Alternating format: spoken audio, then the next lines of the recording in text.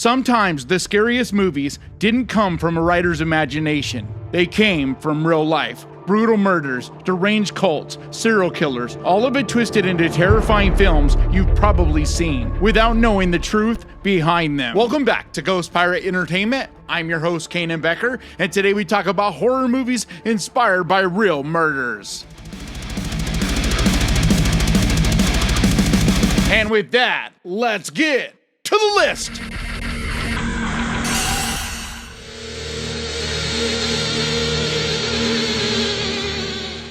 Natural Born Killer. Natural Born Killers is a 1994 crime drama thriller. Directed by Oliver Stone, it stars Woody Harrelson, Juliette Lewis, Robert Downey Jr., and Tommy Lee Jones. It tells the story of two victims of traumatic childhoods who become lovers and violent criminals, becoming glorified by the media, making them into stars.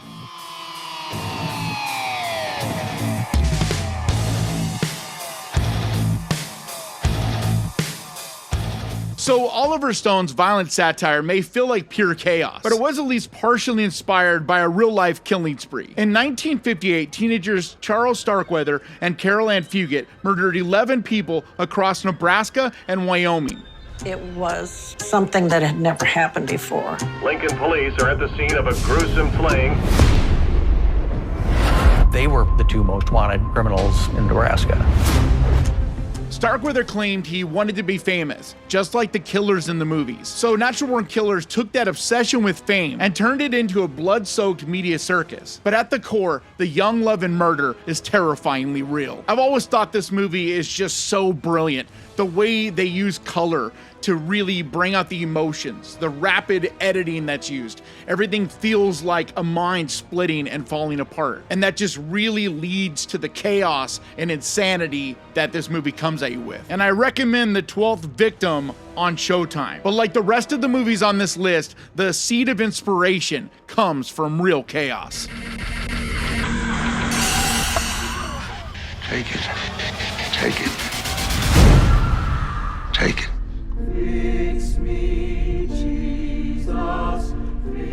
The Sacrament is a 2013 found footage horror movie, written and directed by Ty West. It stars A.J. Bowen, Joe Swanberg, and Gene Jones. It tells the story of two Vice News journalists who document their co-worker's attempt to locate his sister after she joins a reclusive religious commune. Everyone we talk to seems to feel that this is everything they ever wanted, and they all credit you for that. Oh, I don't deserve the credit. You come down here and I'll give you a place to live. I'll give you a job. I'll give you a bed. These people are my family. This film is eerily close to one of the darkest events of the 20th century. It's inspired by the 1978 Jonestown Massacre, where cult leader Jim Jones orchestrated the deaths of over 900 people in Ghana by having them drink poisoned Flavor Aid. As we're flying in, it looked like clothes laying on the ground. The Sacrament mimics the setup really closely. It just feels like you're watching history repeat itself, which makes it just absolutely horrifying. And of all of the Ty West movies that have now become popular, especially the X trilogy, this is one of the ones that's kind of forgotten. Not a lot of people talk about it. And a documentary I recommend is Cult Massacre: One Day in Jonestown on Hulu. It is a really good deep dive into it. But as far as a movie that feels like a real life horror situation, this one is so disturbing. This is the best veal I have ever tasted. This is not veal. Feed Me is a 2022 British black comedy horror movie, written and directed by Adam Leader and Richard Oakes. It stars Neil Ward, Christopher Mulvin, and Hannah Al-Rashid. Following the death of his wife, a broken man spirals into depression and finds himself in the home of a deranged cannibal who convinces him to take his own life in the most horrific way imaginable. So what are you saying? Consensual human consumption. So, you want to eat me? That is exactly what I'm saying. This one is so macabre, deeply disturbing. But Feed Me was inspired by the real case of Armin Muse, dubbed the name the Rottenburg Cannibal from Germany, who found a willing victim online and ate him. My name, Armin Meiwes. I was born 1961. I'm computer engineer from Rothenburg, Germany. I killed a man, slaughtered him, and ate him. This film pushes that concept into a depraved black comedy. It's gross, bleak, uncomfortable, but I'm telling you, it is funny as hell. But it is still super warped and disturbing. But the performance by Neil Ward is one you cannot miss. He is so amazing in this movie. But this is one that really flies under the radar and is not well known enough. It really deserves much more attention than it gets. So, are you into anything weird?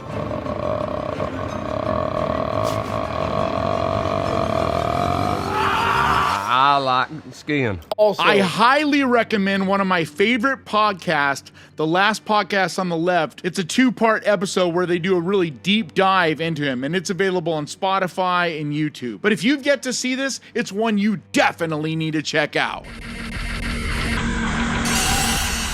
Let's play.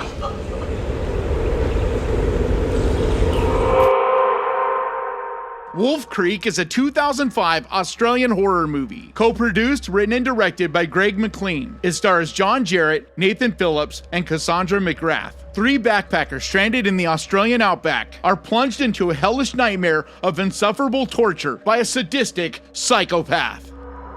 What do you actually do? Now. Oh, I can tell you, but then I'd have to kill you.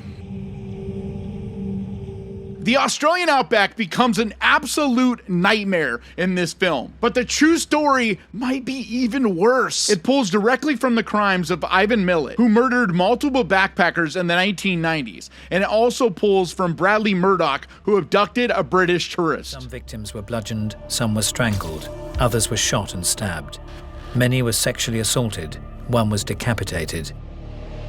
The more Millet killed, the more ferocious the assaults became. The isolated setting, the violence, and the nice guy turned monster all make for an absolutely savage movie. Of any of the movies on this list, this is the one that just feels the most mean-spirited and just upsetting. I mean, you actually like these characters, and the performance from John Jarratt just feels so authentic. He feels like an absolutely real killer. But also just the bleak setting and the directions that this movie takes, it's very much a nightmare. I definitely recommend checking out the YouTube channel Call Me Chris, and she did an episode, The Most Vile Man in Australian History, where she does a really good job of going into Ivan Millet. But at this point, it has spawned multiple films, a series, and there's even a new movie supposedly on the way.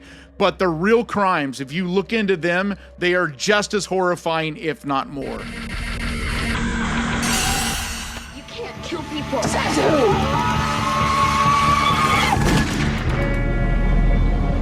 Monster is a 2003 biographical crime drama thriller, written and directed by Patty Jenkins in her feature directorial debut. It stars Charlize Theron, Christina Ricci, and Bruce Dern. Based on the real life of Aileen Wuornos, a Daytona Beach prostitute who becomes a serial killer. Where's the thing so horrible you can't even imagine it? It's usually a lot easier than you think. Charlize Theron's transformation into the serial killer Aileen Wuornos won her an Oscar, but it's the real-life crimes that give Monster its power. Wuornos murdered 7 men in Florida between 1989 and 1990. Her victims were clients, and she claims she acted in self-defense. But the truth is more complicated and far more tragic. Very close to the end of her life, she said, "I have hate crawling through my system. I'm competent, sane, and trying to tell the truth. I'm one who seriously hates human life, and I would kill again." I recommend checking out the YouTube channel Real Stories, where they do an episode called Aileen Wuornos, the story of a serial killer, and it's a really good in-depth look into her. Her story is really, really dark and messed up. Monster isn't just horror. It's a grim character study of someone's society failed long before she picked up a gun. It's a super, super fucked up movie, and it's really true life horror. Because you could say this isn't a horror movie, but it's, in my opinion, the definition of actual horror, like real to life horror. But the performances here are truly amazing. It really makes this movie a must-see. But it's not a fun one at all, so don't go into this expecting to have a good time. It's a very tragic, grim, disturbing, and pretty much depressing story. But I still think it's an absolutely amazing movie.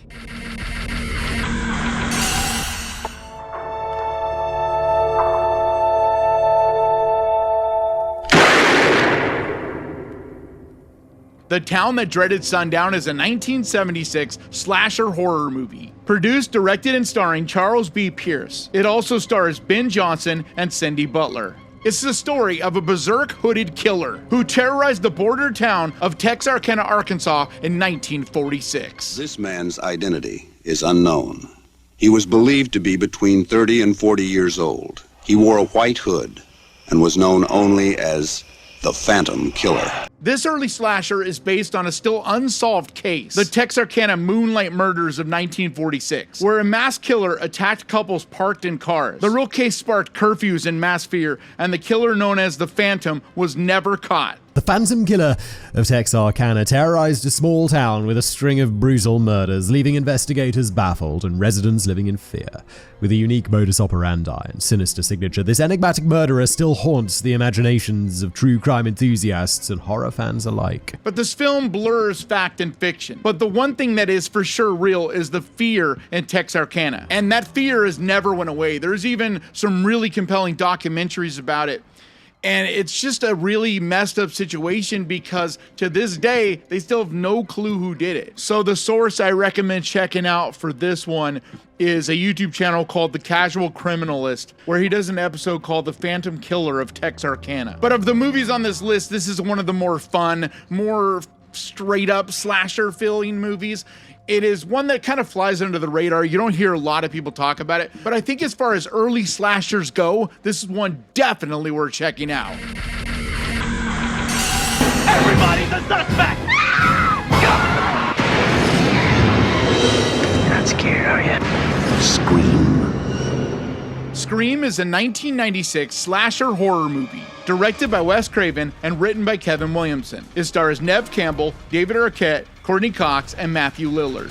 A year after the murder of her mother, a teenage girl is terrorized by a new killer who targets the girl and her friends while wearing a cloak and mask. Like scary movies? Uh-huh. You never told me your name. Why do you want to know my name? I want to know who I'm looking at. This meta horror classic is mostly known for its clever writing, but the inspiration, at least, was rooted in a real murder case. In 1990, the Gainesville Ripper Danny Rawlings killed 5 college students in Florida. He mutilated their bodies and posed them grotesquely. In the space of 3 days, one after another, students in apartments being killed, totally vulnerable. Now that the death toll has reached 5, students are talking of returning home. I'm terrified. I couldn't sleep last night. It's really scary. And writer Kevin Williamson was so disturbed by the case that it sparked the idea of a mass killer targeting teens. At a phone call, a trivia question, and horror history was made. I just love this movie so much. It really is my teen years. Like, I grew up with this movie in so many ways. I was basically right around the same age as the cast, and so that just made it work for me even more. On top of that, me and my friends went and saw this, and it was one of the first like big slashers that I was old enough to go see on my own in theaters. And for this one, I highly recommend the documentary on Hulu called Scream, The True Story. But the real case that inspired this movie is just so haunting and disturbing.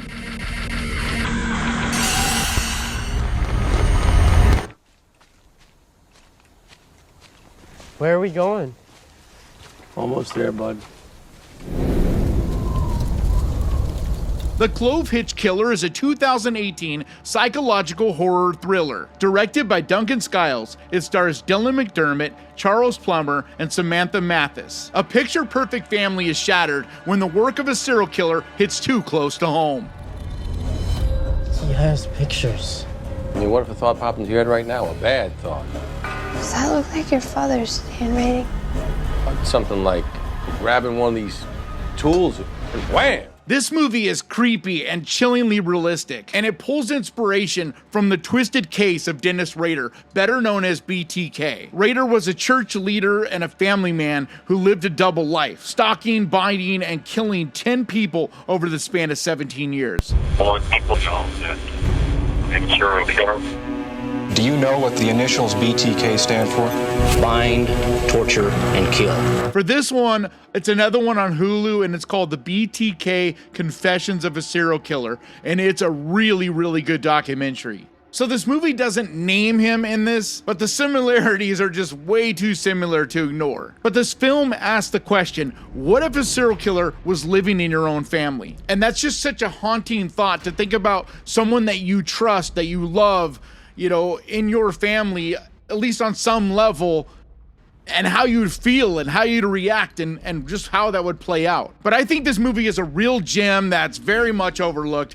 I've talked about it before on the channel, but it just never gets the love it deserves. It's so cold and creepy and haunting, but it's really, really well done, and absolutely one I think you need to see.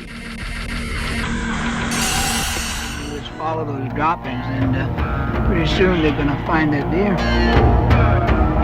I ain't interrupting that, man.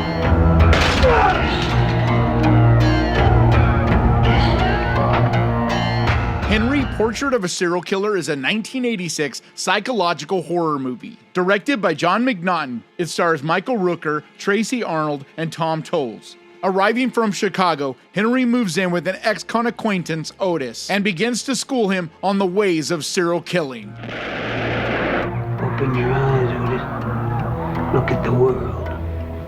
It's either you or them. This is one of the most disturbing horror movies of all time, in my opinion, and it's loosely based on the confessions of Henry Lee Lucas. Lucas claimed to have killed hundreds, but many of his confessions were proven false. Still, he did murder at least 3 people. I recommend checking out the documentary The Confessions of a Killer on Netflix. Sit there and draw pictures and describe what they were wearing, how they were killed. Shootings, strangulations, knifings. I've killed them in every way there is. And his lack of remorse inspired the cold, detached horror of this film. It's less about gore and more about watching evil wear a normal face. It just feels so real, it really sucks you in, and it's really haunting. It's one of those movies that just really gets under your skin and sticks with you. So at least to me, Henry, Portrait of a Serial Killer is up there as one of the most disturbing movies ever made. Shadow of death. I will fear no evil, for thou art with me. Thy rod and thy staff, they comfort me. Borderland is a 2007 Mexican-American horror movie, written and directed by Zev Berman. It stars Ryder Strong, Sean Astin, and Martha Higuerita. On a trip to a Mexican border town, 3 college friends stumble upon a human sacrifice cult. If Santillán took your friend, there's nothing you can do. In return for the God's protection, he gives to them sacrifice. This movie is just brutal, but what's even worse is it's inspired by one of the most shocking true crime stories in Mexico's history. In 1989, drug lord and cult leader Adolfo Constanzo led a group that practiced human sacrifice. But when a college student went missing, the truth came out, and it's just horrifying. There was a continuous escalation of sacrifices. A goat is better than a chicken, and a cow is better than a goat, and a human being is better yet. Borderland takes those rituals and turns them into a sadistic, gory nightmare. But when you look into the real story, it's somehow much, much worse. But like all of the movies and the real cases I've talked about on this list, if you're interested in true crime, going down the rabbit hole with some of these is very dark and disturbing. But I am a big fan of true crime. I find it captivating. It's just really interesting. And it's what inspired me to do this list, because one of my favorite things besides horror movies is true crime stuff, true crime podcasts, documentaries, things like that. So I just thought it would be kind of fun to kind of mix the two together, do something a little different this week with this video. For this one, I think you should check out This Is Monsters YouTube channel. They did an episode called Adolfo Constanzo, and it's a 2-part deep dive. But that's gonna do it for me today. Which of these cases shocked you the most? Which one are you the most uncomfortable, you know, with the real facts and the real story behind it? Also, what are some of the movies that I missed, like ones I didn't mention here? Besides the big ones, of course, I didn't talk about Psycho or Texas Chainsaw Massacre or Silence of the Lambs because they're so well known. I wanted to kind of dig a little bit deeper and talk about some that aren't mentioned as much with these kind of lists. But like always, thank you so much for watching. Please crush that like button, and remember, guys, horror can be fun, and I'll see you all next time.